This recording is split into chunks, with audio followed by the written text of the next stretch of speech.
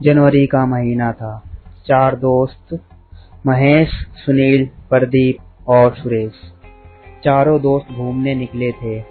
सबसे पहले वह पहुंचते हैं राजस्थान के गोमुख किले में। रात काफी हो चुकी थी, कड़ाके की ठंड पड़ रही थी। राजस्थान के गोमुख किले के पीछे कोई आता जाता नहीं था। वहां 1-2 लोग तंबू लगाकर रहते भी थे और वहां पर घूमने के लिए भी कोई नहीं आता था, क्योंकि गोमुख किला बहुत बड़ा था। महेश अपने दोस्तों के साथ वहीं बैठा था। ठंड काफी हो रही थी, इसलिए उन लोगों ने आग जला ली, पर उन्हें डर था कि कोई यहाँ आ ना जाए उन्हें डिस्टर्ब करने के लिए। पर रात के करीबन 2 बजे थे, इसलिए वहां किसी के आने का कोई संभावना भी नहीं थी। चारों दोस्त आग जलाकर आपस में ही बातें कर रहे थे। क्या मस्त जगह है, कभी यहाँ पर राजा महाराजा लोग रहते होंगे। सैकड़ों सैनिक यहाँ पर खड़े रहते होंगे जहाँ पर हम लोग बैठे हैं। हो सकता है कि यहीं पर कितने लोग मारे गए हो, पर आज देखो इतना बड़ा किला खाली पड़ा है। अब यहाँ सिर्फ घूमने के लिए आते लोग। अच्छा हुआ हम लोगों ने कोई होटल नहीं लिया, और हम लोग अब आगे कहीं पर भी जाएंगे तो होटल नहीं लेंगे, ऐसे ही रात बिताएंगे। कितना अच्छा माहौल लग रहा है और इस तरह के डरावने एक्सपीरियंस करने में बहुत मजा आता है। तो ठीक है, हम जहाँ भी जब जाएंगे ऐसी रात बिताएंगे जो कि बहुत डरावनी होगी। उसमें 4 चांद लगाने के लिए हम में से हर कोई ना कोई हॉरर स्टोरी सुनाएगा, लेकिन वो कहानियां बनावटी नहीं होनी चाहिए, सच्ची घटना पर आधारित होनी चाहिए, क्योंकि कभी ना कभी किसी के साथ कोई ना कोई घटना घटी होती है। तो ठीक है, प्लान तूने बनाया ना, तो सबसे पहले कहानी तू ही सुनाएगा। इसके बाद हम सलाह कर लेंगे कि फिर कहानी कौन सुनाएगा। ठीक है? ठीक है, तो दिल थाम कर सुनो। सुनील, ये कहानी तुझे जरूर पता होगी, क्योंकि तेरे साथ ही जो ये हादसा हुआ था, मैं वो कहानी सुनाने जा रहा हूँ। अच्छा, वो कहानी सुनाने जा रहा है तू? यार, उस बारे में सोचता हूँ ना तो मेरे अभी भी रोंगटे खड़े हो जाते हैं। ठीक है, सुना, मजा आएगा। तो कहानी यहाँ से शुरू होती है। रात के करीब 1 बजे मैं हाईवे पर अपनी स्कूटी पर कहीं जा रहा था। हाईवे पर दूर दूर तक कोई दिखाई नहीं दे रहा था। चारों तरफ बस सन्नाटा था।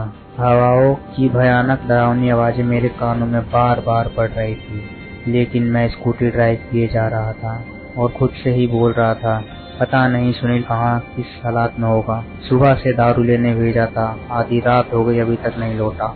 मैंने स्कूटी और तेज कर दी कि तभी एक बूढ़ा इंसान सामने आ जाता है। मैंने ब्रेक लगाए, स्कूटी रोकी। बाबा का चेहरा बहुत ही भयानक लग रहा था।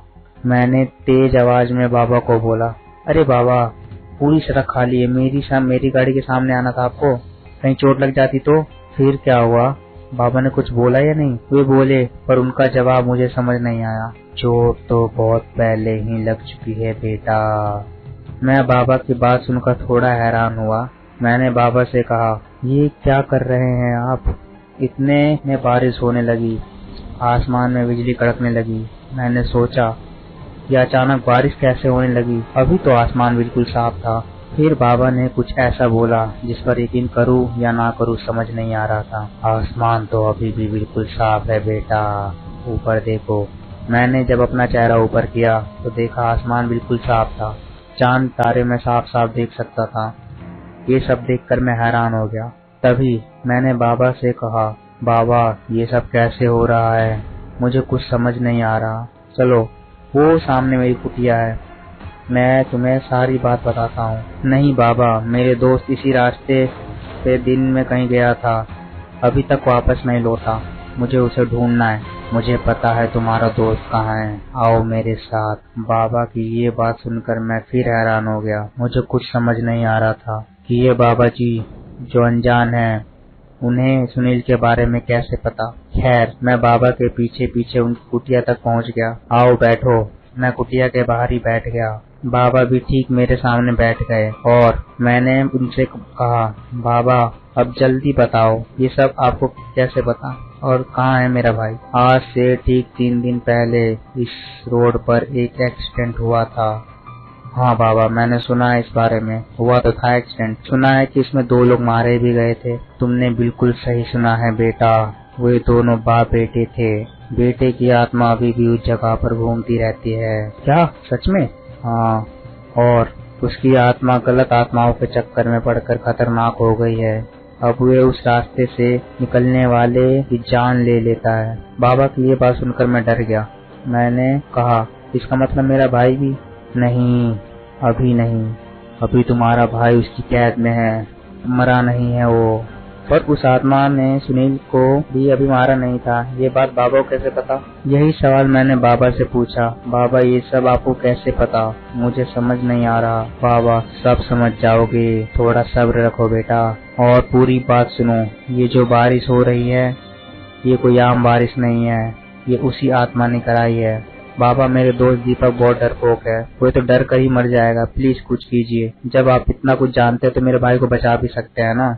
हाँ, बचा तो सकता हूँ, लेकिन उसके लिए तुम्हें उसी जगह पर जाना होगा जहाँ एक्सीडेंट हुआ था।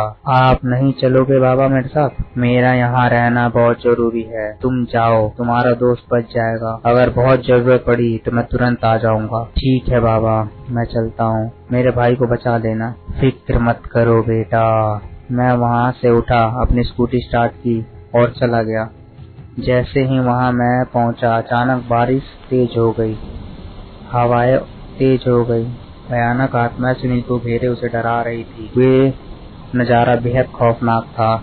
मैंने अपने डर को कंट्रोल किया, तुरंत अपनी स्कूटी से उतरा और आगे बढ़ गया। मैंने सुनील को आवाज लगाई, सुनील, सुनील, तुम्हें कुछ नहीं होगा। सुनील ने जैसे ही मुझे देखा, उसके चेहरे पर कुछ राहत दिखी। बचा ले मुझे भाई, ये आत्मा मुझे मार डालेगी। आत्मा हंसकर कहने लगी, आजा, तुझे भी निपटा दूं, और भयानक तरीके से हंसने लगी। तभी अचानक बारिश रुक गई, आसमान में बिजली चमकी और तेज रोशनी पैदा हुई। और तभी मैंने देखा कि वहाँ पर वो बाबा आ गए थे। आत्मा ने बाबा को कहा, तुम यहाँ से चले जाओ पापा, ये दोनों मेरे शिकार है। इन दोनों को तुम कुछ नहीं करोगे, ये मैं होने नहीं दूंगा। तभी कुछ ऐसा हुआ जिस पर मुझे यकीन नहीं हुआ। ऐसा क्या हुआ? बाबा के हाथ से कुछ रोशनी निकली, जिससे वो आत्मा जलकर खत्म हो गई।